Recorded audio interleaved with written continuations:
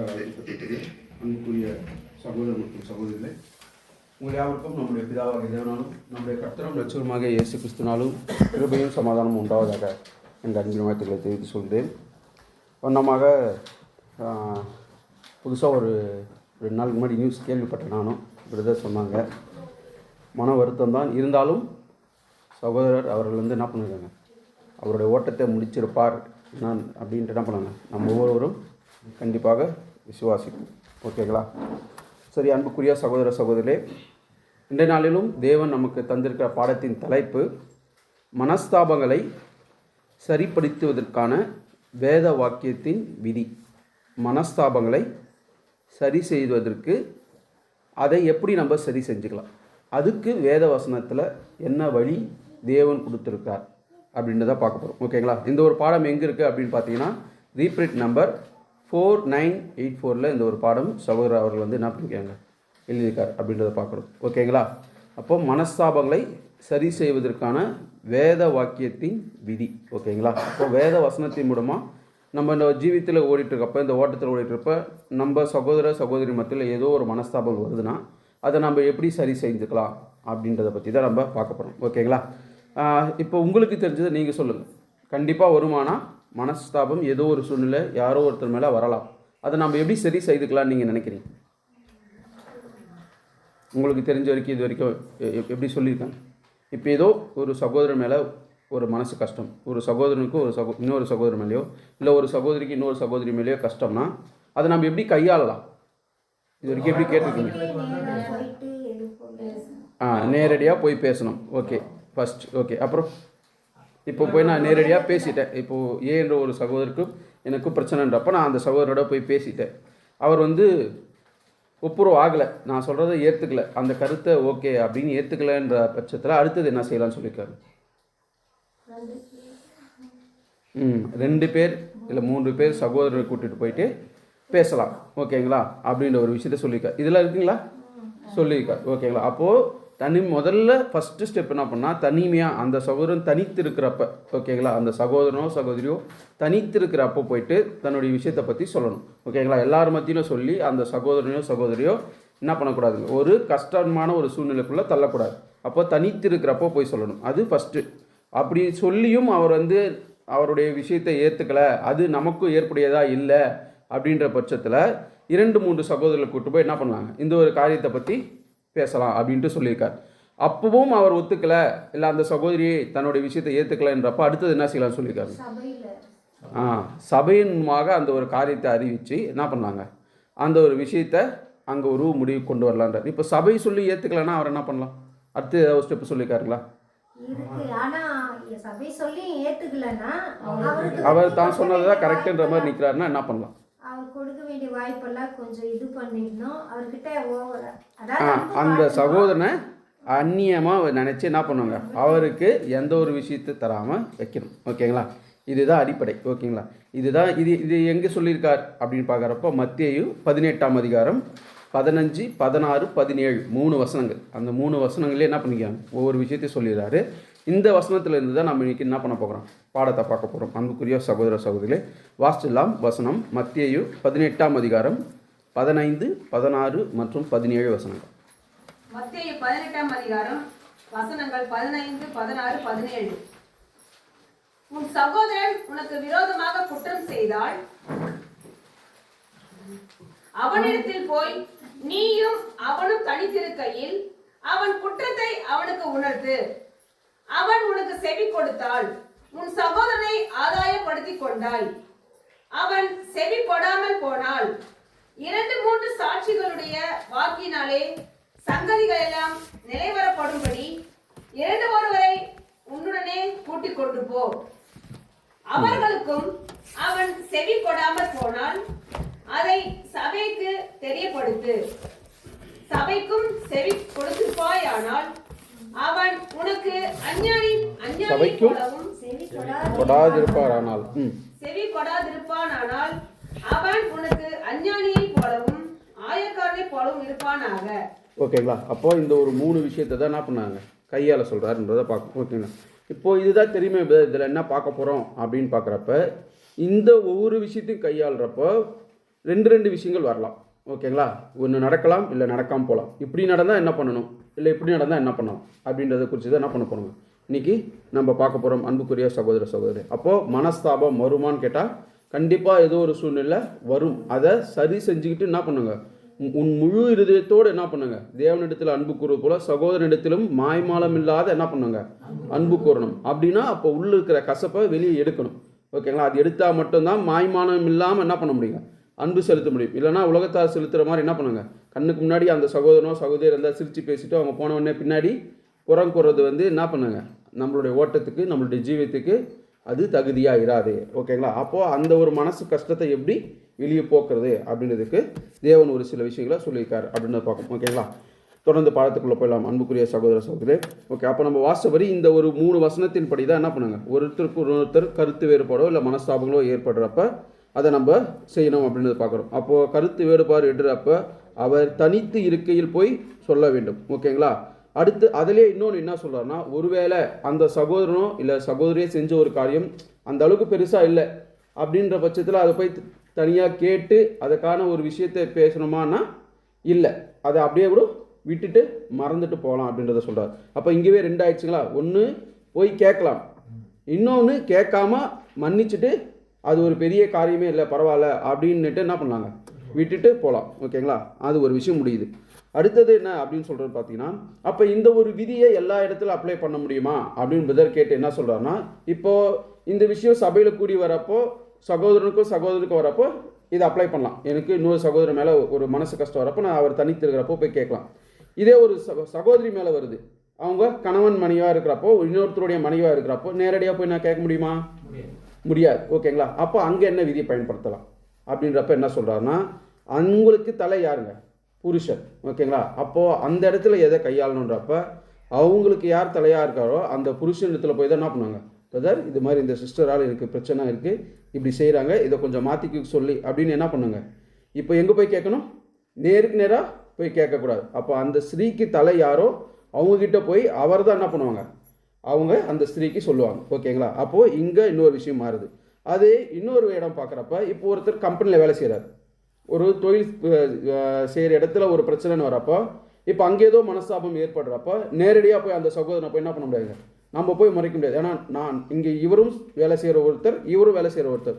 அப்போ இங்கே நேருக்கு நேராக சொல்லாமல் அங்கே என்ன செய்ய சொல்கிறார் அப்படின்னு பார்த்தீங்கன்னா, அங்கே தலைமைத்துவம் யார், அவங்ககிட்ட போய் என்ன பண்ணுங்க, இதை போய் சொல்லுங்கன்னு சொல்கிறார். இது விதி மீறலா?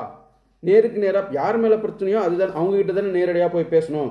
இப்போ இது பின்னாடி போய் பேசுகிற மாதிரி இது கருத்துப்படுமா, இது விதி மீறலா அப்படின்னு கேட்டால் இது கிடையாது, இது நீதி தான், இப்படி தான் இந்த விஷயத்தை கையாளப்படணும் அப்படின்னு சொல்கிறார். ஓகேங்களா? அப்போது நேருக்கு நேராக பேசுகிற சூழ்நிலைன்னு ஒன்று இருக்குது.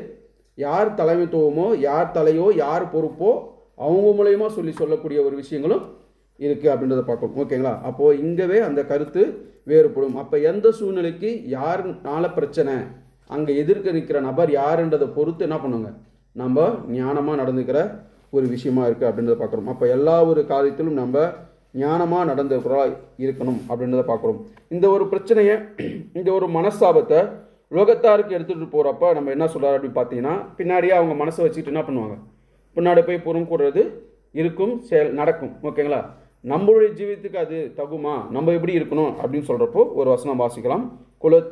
கொலோசியர் 3ஆம் அதிகாரம் 14ஆம் வசனம். கொலோசியர் 3ஆம் அதிகாரம் 14ஆம் வசனம்.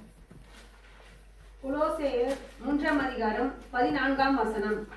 இவை எல்லாவற்றின் மேலும் பூரண சற்குணத்தின் கட்டாகிய அன்பை தரித்துக் கொள்ளுங்கள். ஓகேங்களா? அப்போது எல்லா விஷயத்துக்கும் அன்பை தரித்துக் கொள்ளுங்கன்னு சொல்லி முடிக்கிறாருங்க. அப்போது எப்படி ஒரு மனஸ்தாபம் இருக்கிறப்ப நான் எப்படி அன்பு செலுத்துறது, நேரடியாக நான் போய் எப்படி அவங்களால பேசுறது அப்படின்னு சொல்கிறப்ப அப்போது அதுக்கான ஒரு விதிவிலக்குகள் என்ன சொல்கிறார் அப்படின்னு பார்த்தீங்கன்னா வச்சிங்களேன், இந்த மத்தேயு அதே 18ஆம் அதிகாரத்தில் அந்த வசனங்கள் 15, 16, 7, 17 வசனங்களை சொன்னபடி ஞானமாக ஒவ்வொரு விஷயத்துக்கு ஏற்றபடி நடந்து கொள்ளுங்க. ஏன்னால் சத்தியத்தின்படியான இப்போ ஒருத்தர் இந்த ஒரு விஷயத்தில் பழகப்படுறப்ப இவர் சபையில் அந்த ஒரு விஷயத்தை கையாளுற வச்சுங்க. ஏதோ ஒரு சகோதரனுக்கோ சகோதரிக்கோ மனஸ்தாபம் வரப்ப இந்த விஷயத்தை கையாளுறாரு. இப்போ இவர் வேலைத்துறையில் போய் சேரப்போ என்ன பண்ணுவாருங்க, இதே பழக்கமாகுமா, இதே ஃபாலோ பண்ணுவாரா? அப்போது இப்படி சொல்லாதுங்கன்னு நேரடியாக பேச வைப்போம். பின்னாடி போய் மற்றவங்க பேசுகிற மாதிரி பின்னாடி போய் புறம் கூட ஆரம்பிக்க மாட்டார். ஓகேங்களா? அது சகோதரியாக இருந்தாலும் சரி, சகோதரியாக இருந்தாலும் சரி. இந்த பழக்கம் எல்லாம் நல்லதானா? நல்லது. அதுதான் ஞானமான பழக்கம். நீங்கள் சபையில் ஃபாலோ பண்ணுறதையே என்ன பண்ணுங்கள், உலகத்தில் நீங்கள் வேலை செய்கிற பணிபுரிகிற இடத்துல கூட ஃபாலோ பண்ணுங்கள். அதுதான் நியாயமானதும் ஞானமானதும் சொல்லி முடிக்கிறார். ஆனால் அங்கே என்ன ஒன்று சொல்கிறாருன்னா, எல்லா விஷயத்துக்கும் அது சரியானதாக இருக்காது உலகத்தாருக்கு அப்ளை பண்ணுறப்ப. இப்போ உலகத்தாருக்கு காசு பண்ணலாம் தேவையில்லை, கடவுள் தான் முக்கியம்னு சொன்னால் ஏற்றுப்பாங்களா? எல்லாத்தையும் விட்டுட்டு வாங்கன்னு சொன்னால் அவங்களால அக்செப்ட் பண்ணிக்க முடியுமா? அப்போது சத்தியத்தின்படி சிலது அங்கே சொல்லலாம், ஆனால் ரொம்ப ஆழமாக சத்தியத்தின்படி அவங்கக்கிட்ட பேசுனா ஈடுபடாது. ஓகேங்களா? அக்செப்ட் பண்ணிக்க மாட்டாங்க. அப்போது எந்த கருத்து அவங்கக்கிட்ட பேசணும். அப்போது சபையில் அணுகிறதுக்கும் யார்கிட்ட அணுகணும், எப்படி அணுகணுன்றது ஒரு ஞானமாக நடந்துக்கிற ஒரு விஷயம் இருக்குது. அதே போல் உலகத்தார் மத்தியிலும் எல்லா விஷயத்துலையும் சத்தியத்தில் எங்கள் சகோதரனையோ சகோதரியோ கையாளுற மாதிரியே அங்கே போய் உலகத்தார் மத்தியில் என்ன பண்ண முடியாதுங்க, கையாள முடியாது. ஓகேங்களா? அப்போது சத்தியத்தின் ஆழமான விஷயத்த சொல்கிறப்ப அவங்களுக்கு அது புரிஞ்சிக்க முடியாது, நம்மளை திட்டுறதுக்கான ஒரு சூழ்நிலை ஏற்படும். அப்போ அவங்கக்கிட்ட அளவாக எது வரைக்கும் சொன்னால் ஏற்றுப்பாங்களோ அது வரைக்கும் சொல்லிட்டு என்ன பண்ணிடுங்க, வெளியே வந்துடணும். ஆனால் என்ன சொல்கிறாருன்னா, இங்கே கையாளுறபடியே முடிஞ்ச வரைக்கும் அங்கேயும் நடந்துக்குங்க, அது ஞானமான காரியம் அப்படின்னு சொல்கிறார். ரொம்ப பேசி என்ன பண்ண வேணாங்க, அது விரோதத்துக்குள்ளே கொண்டு போய் முடிச்சிட வேணாம். என்ன சொல்கிறாருன்னா, பன்றிகள் முன்னாடி என்ன பண்ணாதீங்க, உங்களோட முத்துக்களை எடுத்து போய் போடாதீங்க. ஓகேங்களா? அப்போ அந்த ஒரு விஷயத்த செய்கிற அளவுக்கு உலகத்தார் மத்தியில் போய் நம்ம அதே நீதியை, அதே ஒரு அன்பை, அதே ஒரு செயல்முறையை எதிர்பார்க்க முடியாது, அங்கே போய் செய்யக்கூடாது அப்படின்றத பார்க்கணும். அப்போது இங்கே என்ன ஆகுதுங்க, சகோதரனுக்கும் ஒரு பிரச்சனைன்னு வரப்போ நேரடியாக தனியாக போய் பேசணும். ஒருவேளை அது பேசக்கூடிய விஷயமே இல்லை, சின்ன விஷயம்தான் அப்படின்னா என்ன பண்ணிடலாங்க, அதை விட்டுட்டு மன்னிச்சுட்டு போயிடலாம். ஓகேங்களா? அதே ஒரு சகோதரனுக்கும் சகோதரிக்கும் வரப்ப அந்த சகோதரி ஒருவருடைய மனைவியாக இருக்கும் பட்சத்தில் என்ன பண்ணணுங்க, புருஷன் தலையாக இருக்கிறார், அப்போ அவர் மத்தியில் சொல்லி தான் அந்த பிரச்சனை என்ன பண்ணுங்க அணுகிறது சரியான விதியாக இருக்குது அப்படின்றத பார்க்குறோம். ஓகேங்களா? அப்போது அன்புக்குரிய சகோதர சகோதரி, அடுத்ததுக்குள்ளே போகலாம். அப்போது இங்கே நம்ம சகோதர சகோதரிகளாக ஒன்றாக இருக்கிறப்ப எல்லாருக்குமே நம்ம என்ன செய்யணும் தான் வந்திருக்குங்க, நன்மை செய்யணும், அன்பு செய்யணும் தான் நம்ம எல்லாருமே கூடி வந்திருக்கோம். ஓகேங்களா? அது எல்லார் மத்தியிலும் சமமாக இருக்கணும். இவங்களுக்கு நான் அதிகமாக செய்யணும், இவங்களுக்கு நான் கம்மியாக செய்வேன், இவங்களுக்கு ஆனவங்க, இவங்க எனக்கு ஆகாதவங்க அப்படின்னு ஏதாவது வேறுபாடு பார்க்கலாமா? பார்க்கக்கூடாதுங்களா? அப்படி நம்ம பார்க்குறதே இல்லைங்களா? அப்போ எல்லாரிடத்துலையும் சமமான அன்பு பேசுகிறோமா, சமமான அன்பை வைக்கிறோமா, எல்லார்கிட்டையும் ஒரே மாதிரி தான் பழகுறோமா? இப்போ வீட்டில் போனால் சில சகோதர சகோதரி நம்ம ஃபோன் பண்ணுவோம். ஓகேங்களா? அப்போ அதே போல எல்லா சகோதர சகோதரியும் ஃபோன் பண்ணி பேசுகிறோமா?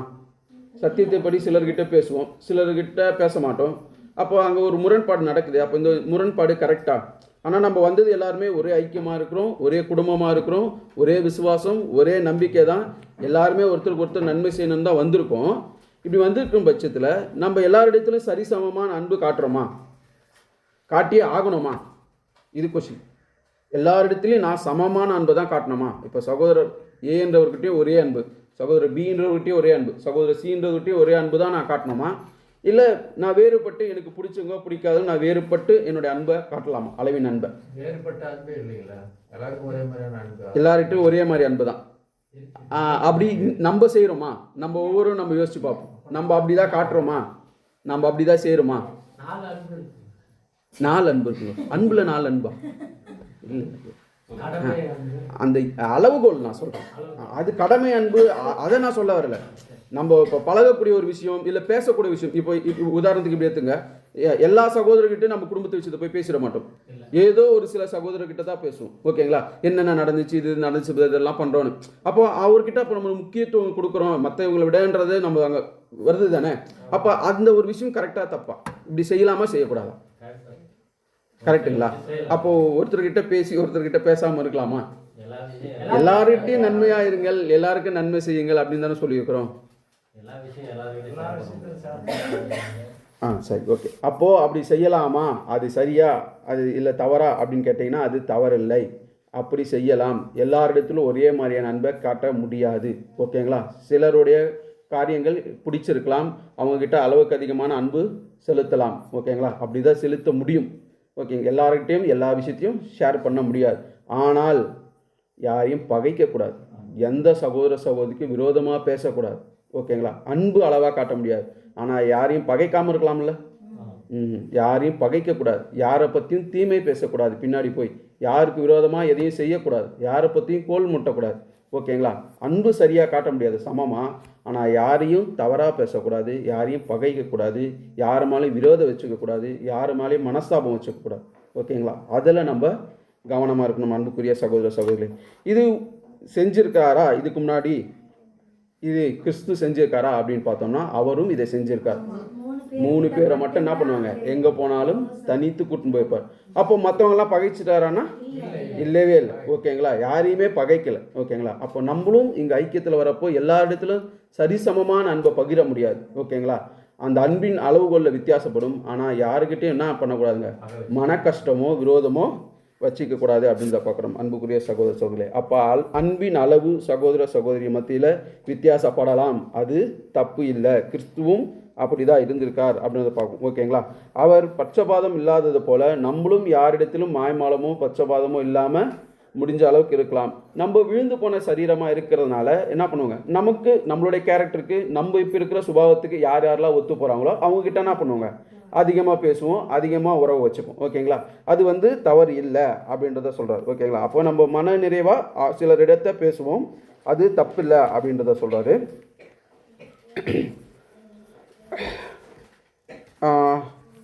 இப்போ கிறிஸ்துவ சொல்கிறப்ப அப்படி இல்லை, ஆனால் யார்கிட்டையும் பகைக்கக்கூடாது அப்படின்ற விஷயத்தை என்ன பண்ணுங்க சொல்லி இங்கே முடிக்கிறார் அப்படின்றத பார்க்குறோம்.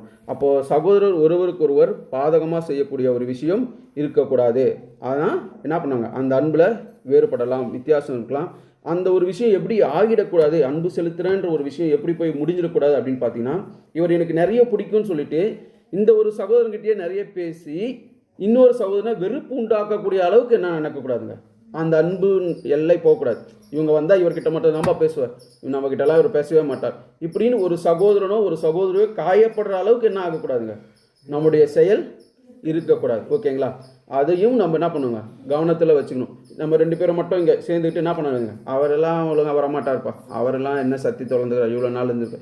அப்போது என்னுடைய இந்த ஐக்கியம் என்ன ஆகக்கூடாதுங்க, ஒரு சகோதரியோ ஒரு சகோதரியோ காயப்படுத்தக்கூடாது, இடதலுக்குள்ளே ஆகக்கூடாது. ஓகேங்களா. அந்த அளவுக்கு நம்ம என்ன பண்ணுவோங்க, ஜாக்கிரதையாக நம்மளோட உறவை கையாளர்களாக இருக்கணும் அப்படின்றத பார்க்கணும். அப்போ என்ன பார்த்துருங்க, எல்லா இடத்துலையும் நன்மை செய்யணும், அதுக்காக தான் நம்ம வந்திருக்கோம். ஆனால் எல்லா இடத்துலையும் சரிசமமாக அந்த அன்பை பகிர முடியுமானா பகிர முடியாது. அப்போ அப்படி பகிராமல் போகிறது தப்பா அப்படின்னு கேட்டால் இல்லை அப்படின்னு பார்க்குறோம். ஓகேங்களா. கிறிஸ்துவும் என்ன தான் பண்ணியிருக்காங்க, அவங்க 12 சீஷரில் 3 பேரை தனித்துவமாக வச்சு எல்லா விஷயத்தையும் அவங்களுக்கு என்ன பண்ணுவீங்க ஸ்பெஷலாக சொல்லியிருக்கார் அப்படின்றத பார்க்கணும். அப்போ இங்கே நம்மளும் கூட நம்மளுடைய குணாதிசயங்களுக்கு ஏற்ற மாதிரி யார் இருக்காங்களோ அவங்கக்கிட்ட நம்ம என்ன பண்ணுவோங்க, அதிகமாக நம்மளுடைய பர்சனல் விஷயத்த சொல்லுவங்களா இருப்போம் அப்படின்றத பார்க்குறோம். அது தவறு இல்லை. எது வரைக்கும் நான் இன்னொரு சகோதரனோ சகோதரியோ காயப்படாத அளவுக்கு என்ன பண்ணுவீங்க, அந்த உறவு நம்ம பாதுகாத்து ஞானமாக செயல்படணும் அப்படின்றத பார்க்குறோம். ஓகேங்களா. இது ஒரு காரியம்ன்றதை பார்க்கணும். அடுத்ததாக இந்த அன்பின் அளவுகோலில் வித்தியாசங்கள் வருது அப்படின்னு பார்க்குறோம்.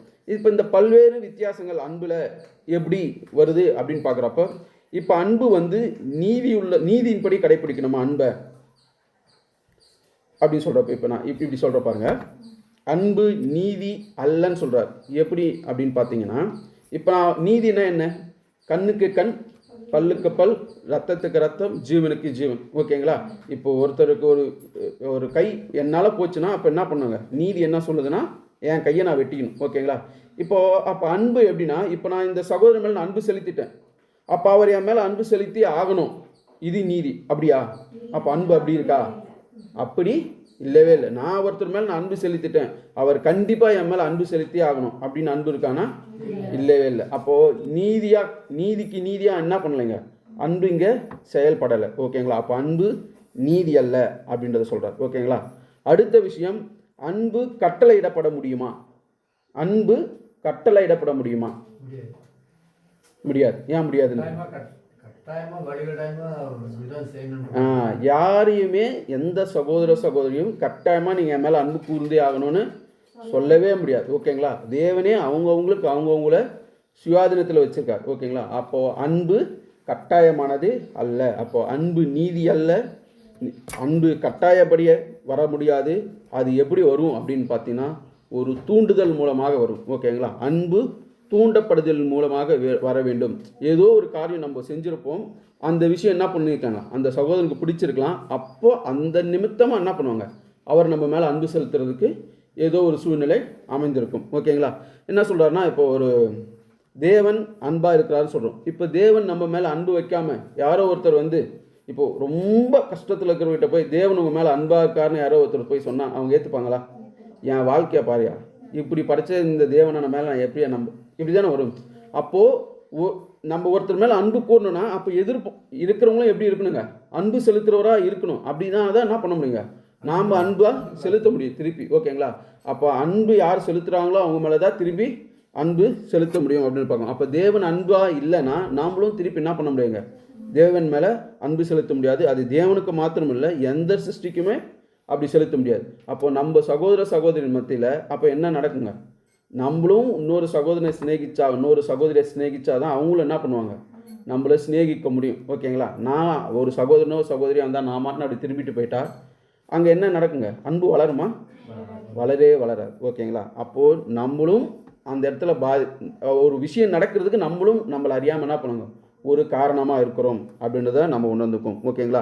அப்போது சகோதர சகோதரத்தில் அன்பு கூற வேண்டிய விஷயம் எப்படி இருக்குன்னா இப்படி தான் இருக்குது. அது வந்து நீதியின் படி இல்லை, அது கட்டளையின் படி இல்லை.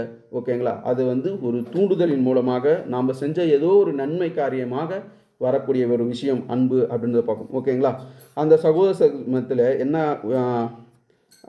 அன்பு கூற காரணம் என்ன? இப்போ நம்ம சகோதர சகோதரி மத்தியில் இங்கே ஐக்கியமாக இருக்கணும், ஒருத்தர் அன்பு கூறணும்னு சொல்கிறோம். ஏன் அன்பு கூறணும்?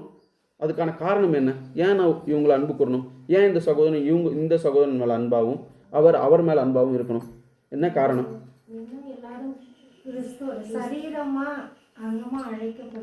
ஒரே ஒரு விசுவாசம். ஓகேங்களா? தேவன் மேலே வச்ச விசுவாசம். நான் என்ன விசுவாசத்தில் இருக்கிறேனோ அதே விசுவாசத்தில் தான் அவரும் இருக்கிறார். ஓகே, எனக்காக கிறிஸ்து எப்படி பலியானாருன்னு நான் விசுவாசிக்கிறேனோ அதே விசுவாசத்தில் அவர் இருக்கார். நான் பாவின்னு உணர்றேன், அவரும் உணர்றார்.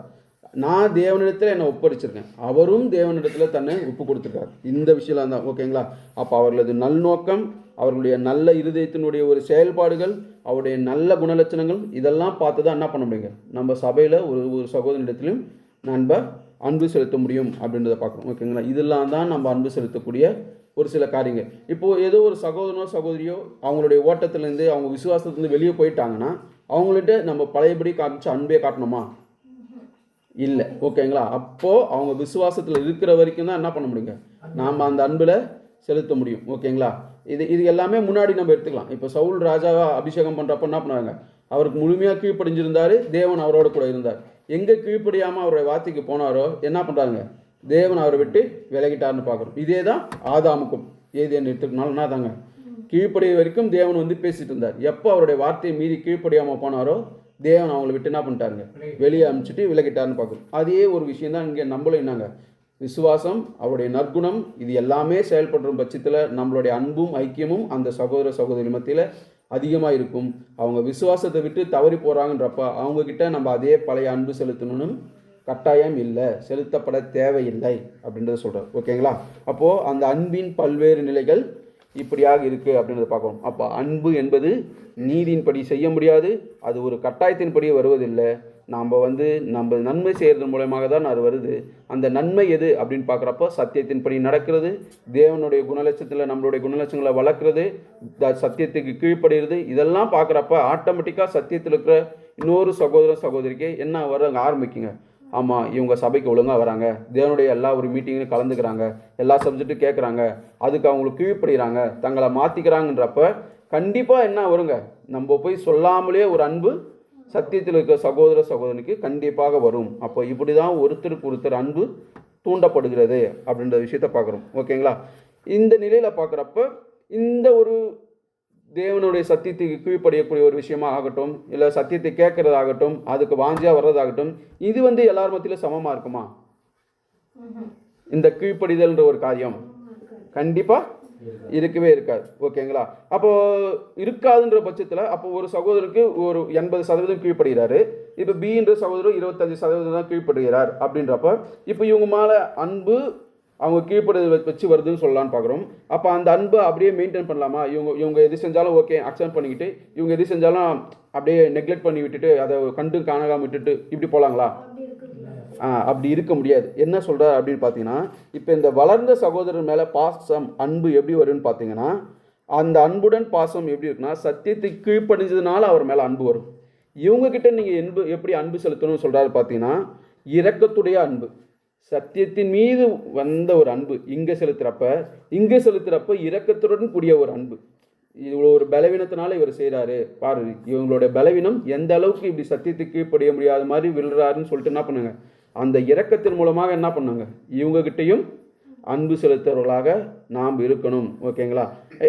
நான் இந்த மாதிரி ஒரு தவறை செஞ்சக்கூடாது, தேவன் என்ன இந்த பலவீனத்திலலாம் இருந்து மேற்கொள்ள வச்சுக்கிறாருன்னு சொல்லிட்டு என்ன பண்ணுவாங்க, அதுக்கு தேவனுக்கு நன்றி சொல்லிட்டு இவங்க மேலே இரக்கத்தின் மூலமாக அன்பு வரணும். அப்போது இது சத்தியத்தினால் வரக்கூடிய அன்பு, பலமாக இருந்து அதிக வளர்ச்சி அடைந்த ஒரு சகோதர சகோதரி மத்தியில் வரக்கூடிய அன்பு, சத்தியத்தின் நிமித்தமாக வரக்கூடிய அன்பு. இங்கே குறைவாக இருப்பாங்க சிலர், அவங்க மேலே இரக்கத்தின் மூலமாக அன்பு வரணும். நாளடைவில் அவங்க என்ன பண்ணலாங்க, தொடர்ந்து சத்தியம் கேட்டு வளரலாம். ஓகேங்களா? வளர்கிறதுக்காக தான் தேவன் கூப்பிட்டுருக்கார். ஓகேங்களா? அப்போ அவங்கக்கிட்டையும் அந்த அன்பின் அளவில் நம்ம காண்பிக்கணும். இவங்க வளராதவங்ககிட்ட அன்பே காட்டக்கூடாதுன்னு என்ன பண்ணாங்க, சொல்லவே இல்லை அப்படின்றத பார்க்கணும். ஓகேங்களா? அப்போ இதெல்லாம் ஒரு சில அன்பினுடைய நிலைப்பாடுகளாக இருக்குது அன்புக்குரிய சகோதர சகோதரி. அப்போது எல்லாரிடத்திலும் என்ன பண்ணுங்க, நாம் அன்பு செலுத்தவே கடமைப்பட்டிருக்கோம், அதுக்காக தான் அழைச்சிருக்கோம். ஓகேங்களா? யார் ஒருவரும் எந்த ஒரு காரியத்தையும் வீண் வாதையினாலும் பிடிவாதத்தினாலும் என்ன பண்ண முடியாதுங்க, ஒரு கடினத்தன்மத்தினாலும் மாற்ற முடியாது. அன்புனால தான் என்ன பண்ண முடியுங்க, எல்லா விஷயத்தையும் செய்ய முடியுது அப்படின்றத பார்க்கணும். ஓகேங்களா? அப்போது அந்த மனஸ்தாபத்தின் போது கர்த்தர் சொன்னபடியே இந்த அன்பின் அளவுகோலில் வரப்போ என்ன நடக்குது அப்படின்னு பார்த்தீங்கன்னா, எல்லா விஷயத்துலையும் கர்த்தர் சொன்னபடியே நடந்துட்டா இந்த ஒரு பிரச்சனைகள்லாம் நடக்காமல் தவிர்த்திடலாம். ஆனால் சில சமயங்களில் என்ன நடந்துருது அப்படின்னு பார்த்தீங்கன்னா, இந்த வளர்ந்த சகோதரர் இருக்கார் இல்லைங்களா, இந்த சகோதரர் என்ன பண்ணுறாருன்னா, இந்த வளராத சகோதரர் ஏதோ தவறு பண்ணும் பட்சத்தில் இவர் என்ன பண்ணியிருக்காருன்னா, வளர்ந்தவர் நிறைய பேருக்கு ஆலோசனை சொல்லியிருக்காரு, நல்ல குடும்பத்துக்கு அறிவுரை சொல்லியிருக்காரு, எல்லாரும் கரெக்ட் பண்ணியிருக்காரு, நிறைய விஷயங்களை செஞ்சுருக்காரு. இங்கே இவருக்கு விரோதமாக ஏதோ ஒரு காரியம் செய்கிறப்ப என்ன நடக்குதுன்னு பார்த்தீங்கன்னா, இவர் கையாளக்கூடிய முறை என்ன ஆகுதுன்னா, சத்தியத்தின் படி இருந்தால் சரியாக போயிடும். ஆனால் என்ன தவறுறாங்கன்னா சகோதர சகோதரிகள், நான் வளர்ந்தவர் இவர் வளராதவர் அப்படின்ற ஒரு மனப்பான்மை உள்ள இவரை சத்தியத்தின்படி கையாள மாட்டுறாங்க. வளர்ந்த சகோதரர் வளராத ஒரு சகோதரர் என்ன பண்ண மாட்டாங்க, சத்தியத்தின்படி கையாள மாட்டுறாங்க அப்படின்னு சொல்கிறார். அதாவது சத்தியத்தின்படினா எப்படி கையாளணும், நம்ம இப்போ மத்திய 18 பார்த்தபடி என்ன பண்ணணும், தனித்து இருக்கிறப்ப அவர் போய் என்ன பண்ணுங்க, போய் தாழ்மையாக பேசணும். தனித்து இருக்கிறப்ப எல்லார் மத்தியும் இல்லை. ஓகேங்களா? தனித்து இருக்கிறப்ப போய் என்ன பண்ணணும்னா, நீங்கள் இப்படிலாம் நடந்துக்கூடாதுன்னு சொல்லணும். ஓகேங்களா? அடுத்த கட்டம் 2 பேர் 3 பேரை வச்சு பேசணும். அப்போ இந்த ஒரு விஷயங்கள்லாம் என்ன பண்ண மாட்டாருங்க, அவர் எடுத்துக்காம இந்த வளர்ந்த சகோதரர் எப்படி எடுத்துக்கிறாருன்னா, உங்களுக்கு நடந்த போதெல்லாம் இல்லை, இவர் எனக்கு விரோதமாக செய்கிறார், இந்த விஷயமே வேற அப்படின்னு சொல்லி தனக்குள்ள ஒரு ஏற்பாடு பண்ணின்னு இந்த வளராத ஒரு பலவீனத்தில் இருக்க சகோதரர் என்ன பண்ணுறாருன்னா, கடுமையான வார்த்தையில் பேசி நீ இப்படிலாம் செய்யக்கூடாது அப்படின்னு கட்டளையிடுற மாதிரி பேசுகிறார். இது சரியா அப்படின்னா சரியே கிடையாது. அப்போ இங்கும் நீதி தான் கடைப்பிடிக்கணும். இப்போ இவர் ஆலோசனை கொடுக்குறப்ப எப்படி கொடுத்துருப்பார் மற்றவங்களுக்கு, இந்த நீதியின்படி தானே ஆலோசனை கொடுத்துருப்பாரு. இதெல்லாம் செய்கிறது தப்பு. இன்னொருத்தருக்கு இப்போ ஒருத்தருக்கு போய் பேசுகிறப்போ நீங்கள் அந்த சகோதரர்கிட்ட போய் தனியாக இருக்கிற போய் பேசுங்க, மனஸ்தாபத்தை போக்குங்க, அதுதான் நல்லவி இப்படின்னு தானே சொல்லியிருப்பாரு. தாழ்மையாக பேசுங்க, கோவப்படுறாருங்க, இப்படிலாம் பேசிப்பார். ஆனால் இவர் வளர்ந்தவர் தனக்குன்னு ஒரு விஷயம் வரப்போ அதை எப்படி எடுத்துக்கிறாருங்களாம், உங்களுக்கெல்லாம் நடந்தது போல இல்லை, இது எனக்கு வேறு விஷயம், இப்படி தான் இதை கையாளணும்னு சொல்லிட்டு என்ன பண்ணிடுறாங்களாம், தேவனுடைய விதியை மீறி என்ன பண்ணுறாங்கன்னா கையாளுறாங்களாம். அது தவறு. எப்படி அவர் கையாளுறார் அப்படின்னு பார்த்துறப்ப ஒரு அதிகாரத்துவமாக ஆளுமை தன்மையாக என்ன பண்ணுறாருங்க, கையாள ஆரம்பிக்கிறார் அந்த வளர்ந்த சகோதரர். இது விதிமீறல். இது என்ன பண்ணுங்க, தேவன் என்றைக்குமே அனுமதிக்க மாட்டார், இது நீதி இல்லைன்னு சொல்கிறார். அப்போது இங்கும் எப்படி தான் நடங்க, நீங்கள் வளர்ந்த சகோதரராக கூட இருக்கலாம். அப்போ இவர்கிட்ட சொல்கிறப்ப என்னதாங்க, அந்த விதிக்கு உட்பட்டு தான் சொல்ல முடியும். நான் வளர்ந்துருக்கேன், எனக்கு நிறைய தெரியும், உனக்கு நிறைய தெரியாதுன்ற பட்சத்தில் என்ன பண்ணிடக்கூடாதுங்க, இந்த சகோதரனை ஏளனமாக நினச்சி என்ன பண்ணக்கூடாதுன்னா வார்த்தைகளை விடக்கூடாது அப்படின்றத சொல்கிறார். ஓகேங்களா? அப்போ இந்த விதமாய் இங்கே வித்தியாசம், இங்கே அன்பு. இவர் அதிக அன்பு எல்லாரிடத்துலையும் பெற்றிருப்பார், சத்தியத்தை வளர்ந்துருக்கிறதுனால. இவர் என்ன பண்ணிப்பாருங்க, வளராததுனால கொஞ்சம் பேர்கிட்ட தான் அன்பு பெற்றிருப்பார், கொஞ்சம் பேரோட விஷயம்தான் இருக்கும். அப்படின்றப்ப இவருடைய ஆளுமை தன்மை எடுத்துமே என்ன பண்ணக்கூடாதுங்க, கடிந்து இவர் மேலே பேசக்கூடாது. ஏதோ இவருடைய பலவீனத்தில் செஞ்சுருக்கலாம், தவறு செஞ்சுருக்கலாம். அப்போ நீங்கள் இது உங்களுடைய ஆளுமை தன்மையினால செய்கிறீங்க, இது விதிமீறல், இது நீதி இல்லை, என்ன பண்ணாங்க அப்படின்னு இந்த சகோதரனை கண்டித்து சொல்கிறார். அப்போ அன்புக்குரிய சகோதர சகோதரி, நம்மளுடைய இந்த ஒரு குடும்பத்தில் ஐக்கியத்தில் நான் ரொம்ப நாளாக இருக்கிறேன், எனக்கு நிறைய தெரியும், நீலாம் இப்போ தான் வந்துட்ட, உனக்கு என்ன தெரியும், இந்த ஒரு ஆளுமை தன்மை என்ன பண்ணிடக்கூடாதுங்க, போய் யார் மத்தியிலும் என்ன பண்ணிடக்கூடாதுங்க, செஞ்சிடவே கூடாது. ஓகேங்களா? தேவன் இந்த நேரத்தில் இவங்களை அழைக்கணும்னு அவங்களுக்கு இப்போ தான் அழைப்பு வச்சுருக்காங்க. நம்ம அப்போ வரணும்னு என்ன பண்ணுவாங்க, நம்மள அப்போ குறிச்சிருக்கார். நம்ம வந்து இவ்வளோ நாள் ஆச்சு, அதுக்கான கிரியை காமிச்சிருக்கோமா, இவங்க இப்போ தான் வந்துட்டாங்க, என்ன அளவுக்கு கிரியை காட்டலையே அப்படின்னு நம்ம என்ன பண்ணக்கூடாதுங்க, இப்படி ஒப்புமை பண்ணக்கூடாது. நம்ம வந்த டைம் எப்போ, இவங்க வந்த டைம் எப்போ. ஓகேங்களா? அவங்கவுங்களுக்கான பலனை தேவன் என்ன பண்ணுவாங்க, அவர் பார்த்துப்பார், அவர் செஞ்சுப்பார். அதில் நம்ம தலையிடுறதுக்கு பொறுப்பாளியே கிடையாது. ஓகேங்களா? அப்போது நீதி அந்த அன்பின் பலவாக அந்த அன்பின் அளவுகோலில் என்ன பண்ணுவாங்க, நீதியை சரியாக நம்ம செய்கிறதா இருக்கிறோம் அப்படின்றத பார்க்குறோம். அன்புக்குரிய சகோதர சகோதரிகளே, ஓகேங்களா? அப்போது அந்த ஒரு சகோதரன் என்ன பண்ணக்கூடாதுங்க, ஒரு ஏளனமாக செய்யக்கூடாது. இன்னொன்று என்ன செஞ்சிடக்கூடாது அப்படின்னு பார்க்குறாருன்னா, இவருடைய ஆளுமை தன்மையை வச்சு முன்னாடி இருந்து அப்படியே சொல்லி வந்துடுறேன். அப்போ அந்த வசனத்தின்படி நடக்கணும், அதுதான் நீதி. சகோதரியை நீங்கள் இன்னின்ன விதமாக செய்திருக்கணும் அப்படின்னு அந்த நீதியின்படி அவர் நடந்திருக்கணும். அவர் சரியான முறையில் நடக்காதப்போ அதை போய் பொறுமையாக தாழ்மையோடு அவருக்கு என்ன பண்ணுவாங்க, அதை சொல்லியிருக்கணும். ஆனால் அதுக்கு மாறாக என்ன செய்கிறாங்க அப்படின்னு பார்த்தீங்கன்னா, இந்த பலவீனமாக சகோதரத்தில் போயிட்டு என்ன பண்ணுறாருன்னா கட்டளையிடுறாரு, அவரை பற்றி ஏளனமாக பேசுகிறாரு, அவர் சொல்லாத வார்த்தைகளாக திருத்தி பேசக்கூடிய ஒரு விஷயம், அவர் பேசியே இல்லாத விஷயத்தை அங்கே கோபம் மூட்டி என்ன பண்ணாங்க, தேவையில்லாத வார்த்தைகள் அவர் மூலயமா வர வைக்கிறது. இது எல்லாமே என்னங்க, அது தேவனுடைய ஆவி இல்லவே இல்லை. ஓகேங்களா? அப்படின்றத உணர்ந்துக்கணும். அப்போ நம்ம எங்கேயுமே இந்த ஒரு விஷயத்தை என்ன பண்ணிடக்கூடாதுங்க, நம்ம செஞ்சிடவே கூடாது. அன்புக்குரிய சகோதர சகோதரி, யாரையுமே இப்படி நம்ம கையாளக்கூடாது. இரக்கமான முறையில் தான் என்ன பண்ணுங்க, அவர் தப்பு செஞ்சதாலும் இப்போ தான் வந்திருக்கிறாரு, இல்லை முன்னாடியே கூட வந்திருக்கலாம், அந்த விஷயம் அவருக்கு தெரியாமல் இருந்திருக்கலாம், அதை இன்னும் அவர் உணராமல் இருந்திருக்கலாம், இல்லை ஒரு வேளை கை பற்ற முடியாமல் இருந்திருக்கலாம். அப்போ அங்கே அங்கே என்ன வரணும், எப்படி நினைக்கணும்னு சொல்கிறாருன்னா, ஒரு இரக்கத்தினால என்ன பண்ணுங்க, அவங்க மேலே அன்பு வச்சு இரக்கமாக போய் பேசுங்க அப்படின்ற ஒரு விஷயத்தை சொல்கிறார். நீங்கள் போய் பேசுகிறப்போ உன் மேலே ஒரு வழக்கு இருக்குது, நீ எப்படி இந்த தப்பு செய்யலாம் இப்படின்னு போய் பேசாதீங்க. பிரதர், நான் ஒரு விஷயம் கேள்விப்பட்டேன், இது இப்படி தானா இப்படின்னு என்ன பண்ணுங்க, போய் தாழ்மையாக பேசுங்க. நீ எப்படி இந்த தப்பு செஞ்ச, நீ எப்படி செய்யலாம் இப்படின்னு போய் கட்டளையிடுற மாதிரி எந்த சகோதரர்கிட்டையும் போய் பேசுறதுக்கு உங்களுக்கு உரிமை இல்லை அப்படின்ற ஒரு விஷயத்த சொல்கிறார். ஓகேங்களா? அப்போ யாரையுமே இப்படி ஆளுமை தன்மையாக கட்டளையிட முடியுமா என்ன பண்ணக்கூடாதுங்க, பேசவே கூடாது அப்படின்றத சொல்கிறார். ஓகேங்களா? ஆனால் சிலர் என்னிடம் இந்த நடந்து முடிஞ்சிச்சுங்களா, இது நடந்ததுக்கப்புறம் என்ன நடக்கலாம் அப்படின்னு பார்த்தீங்கன்னா, இப்போ இங்கே ரெண்டு விஷயம் வருது. ஒன்று, இப்படி எல்லாம் சொல்லி ஒரு வேளை கட்டளையிடுற மாதிரி பேசக்கூடாதுன்னு சொல்லிடுறாரு, அதனால் என்ன பண்ண, அது தப்பு, இப்படி கையாளக்கூடாதுன்னு சொல்லிட்டார். ஒருவேளை தாழ்மையாகவே நம்ம சொல்லியாச்சு, எல்லா விஷயமும் பண்ணியாச்சு, அப்பவும் அவர் செவி கொடுக்கவே இல்லை அப்படின்றத பட்சத்தில் என்ன பண்ணலாம். இப்போ இவர் வந்து இவர்கிட்ட கட்டளையிடப்படக்கூடாதுன்னு சொல்லிட்டோம், இப்போ இவர் வந்து இவர்கிட்ட தாழ்மையாக தான் பேசுகிறாரு, எல்லாமே சொல்கிறாரு, ஆனாலும் இவர் அதை செவி கொடுக்கவே இல்லை. அதுக்கு என்ன பண்ணலாங்க, என்ன பண்ணலாம் சொல்கிறாருன்னா, பிரதர் அப்படியே விட்டுருங்கன்னு சொல்கிறார். அவங்கள விட்டுருங்க, கொஞ்சம் நாள் ஆகட்டும் அப்படின்றத சொல்கிறார். ஓகேங்களா? இது ஒரு கண்ணோட்டம் சொல்கிறாரு. இன்னொன்று என்ன நடந்துடும் பார்த்தீங்கன்னா, இவருக்கு இன்னொரு விஷயம் என்ன சொல்கிறாருன்னா, நான் போய் சொல்லிட்டேன், எல்லாமே பண்ணிட்டேன், தப்பெல்லாம் அவர் உணர்ந்துட்டாரு, உணராத பட்சத்தில் விட்டுருங்கன்னு சொல்கிறாரு. இப்போ ஒருவேளை உணர்ந்துட்டாருன்னா என்ன நடக்கும்னா, இவருக்குள்ளே இங்கே ஒரு விஷயம் நடக்கிறப்ப, இவர் எல்லாமே தப்பு சொல்லியாச்சு, சுட்டி காமிச்சாச்சு, இவர் வந்து என்கிட்ட மன்னிப்பு கேட்கவே இல்லை செஞ்ச காரணத்துக்காக அப்படின்னு ஒரு பிரச்சனை கிளப்பக்கூடாது. அவர் பண்ணது தப்பு, நான் சொல்லிட்டேன், அவருக்கு உணர்த்திட்டேன், அதை உணர்ந்துட்டாரு, அவர் வந்து என்கிட்ட அதுக்காக மன்னிப்பு கேட்கவே இல்லை, மனஸ்தாபப்படவே இல்லை இப்படின்னு என்ன பண்ணக்கூடாது, அடுத்த ஒரு பிரச்சனையை ஸ்டார்ட் பண்ணக்கூடாது. ஓகேங்களா? அப்படின்றத சொல்கிறாரு. இவங்க பட்சத்தில் அந்த மன்னிப்பு கேட்கலன்னு சொல்லி நீங்கள் பிரச்சனையை ஸ்டார்ட் பண்ணாதீங்க அப்படின்னு சொல்லி இங்கே முடிக்கிறாரு. இவங்களுக்கு சொல்கிறப்ப, நீங்கள் பண்ணது தப்புன்னு சுட்டி காமிச்சாச்சா, உங்களுக்கு தெரிய வந்துருச்சுன்னா நீங்கள் மன்னிப்பு கேட்குறது நல்லது.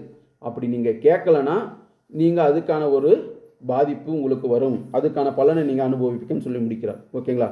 அப்போது ஒன்று சொல்லி கேட்கவே இல்லைன்னா என்னன்றதையும் பார்த்துட்டோம். ஓகேங்களா? ஒன்று சொல்லி கேட்டு மன்னிப்பு கேட்கலன்னா என்னன்றதையும் பார்த்துட்டோம். இன்னொன்று சொல்ல வேண்டிய முறை எப்படின்றதையும் பார்த்துட்டோம். ஓகேங்களா?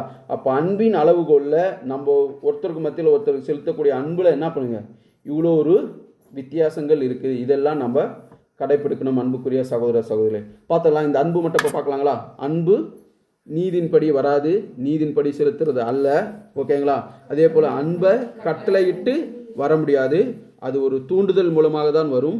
அந்த தூண்டுதல் என்ன அப்படின்னு பார்க்குறப்போ நம்ம சத்தியத்தில் நடக்கக்கூடிய விஷயம், நம்ம விசுவாசத்தில் இருக்கிறது, நம்மளுடைய குணலட்சங்களில் மாற்றிக்கிறது, இதெல்லாம் பார்க்குறப்ப கண்டிப்பாக என்ன ஆகுங்க, அந்த அன்பு தன்னால் தூண்டப்படும் அப்படின்ற விஷயத்தை பார்க்குறோம். அடுத்ததாக வளர்ந்த சகோதரருக்கும் வளராத சகோதரருக்கும் மத்தியில் அன்புகள் வித்தியாசமாக நம்ம பார்க்கணும். வளர்ந்த இடத்துல சத்தியத்தின்படி அன்பு செலுத்தணும். வளராத சகோதர இடத்துல என்ன பண்ணணும், இரக்கத்துடன் கூடிய அன்பை நம்ம காண்பிக்கிறவர்களா, தயவு காண்பிக்கிறவர்களா இருக்கணும் அப்படின்றத பார்க்குறோம்.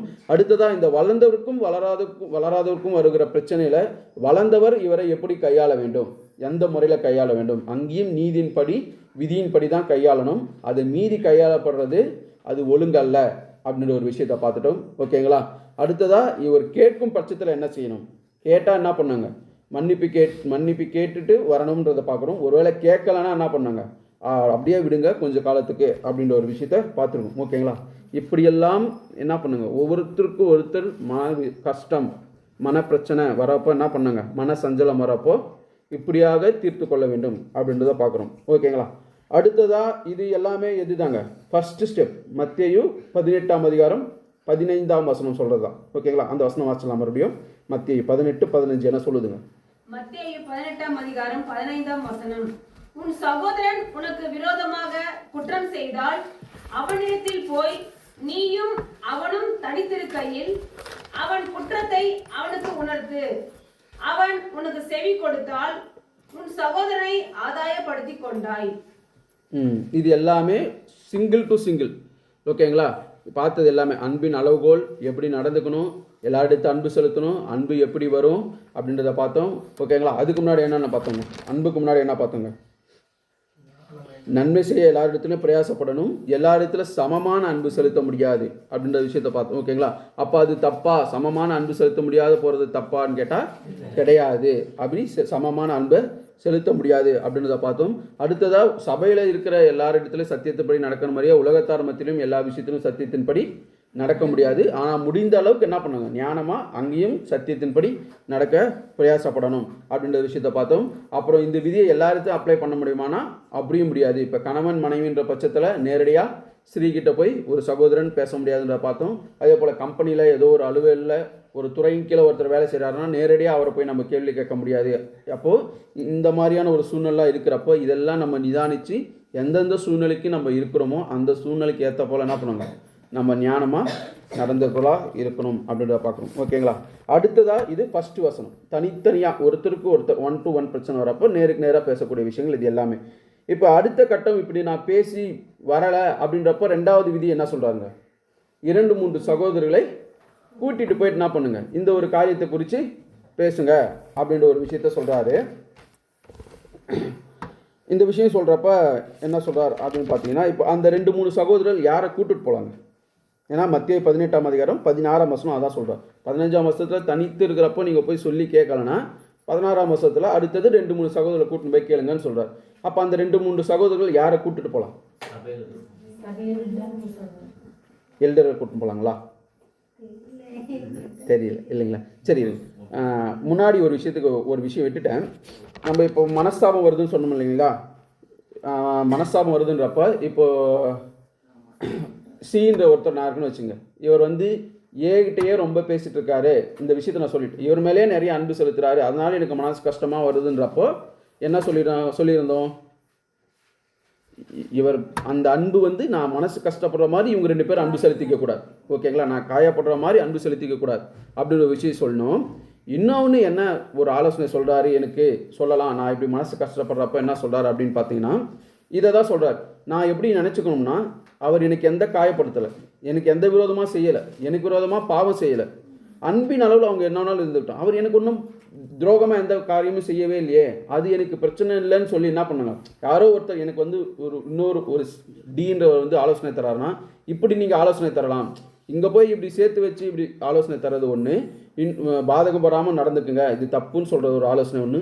இன்னொன்று, நீங்கள் இப்படி நினச்சிக்கோங்க பிரதர், அதை நீங்கள் ஏன் கவலைப்படுறீங்க, இப்போ அந்த ஏன்றவர் பிஏ அதிகமாக நேசிக்கிறார், ஓகே, உங்களுக்கு ஏதாவது தவறு செஞ்சுட்டாரா, அவர் மேலே அன்பு வச்சு உங்களை ஏதாவது காயப்படுத்துறாரா, இல்லை அவர் மேலே நீங்கள் அன்பு செலுத்துங்க, அவர் மேலே அன்பு தான் செலுத்துறாரு, நீங்களும் அன்பு செலுத்திட்டு போங்க, இப்படின்னு ஆலோசனை கொடுங்க அப்படின்னு சொல்கிறார். ஓகேங்களா? அப்போ நம்ம இங்கே ஆலோசனை கொடுக்குற ஒரு நபராக இருக்கிறப்போ இப்படி அந்த காயப்பட்டவருக்கு ஆலோசனை கொடுக்கறது நலமாக இருக்கும் அப்படின்ற ஒரு விஷயத்த சொல்லியிருக்காரு. ஓகேங்களா?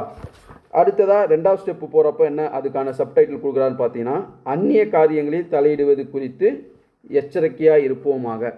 அந்நிய காரியங்களில் தலையிடுதல். இந்த அந்நிய காரியம்னா என்னங்க? என்ன நினைக்கிறீங்க? அந்நிய காரியம்னா என்ன?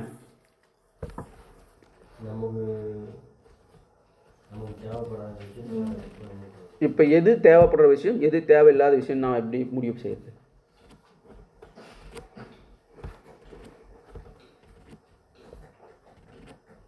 சத்தியத்தின்படி ஏதாவது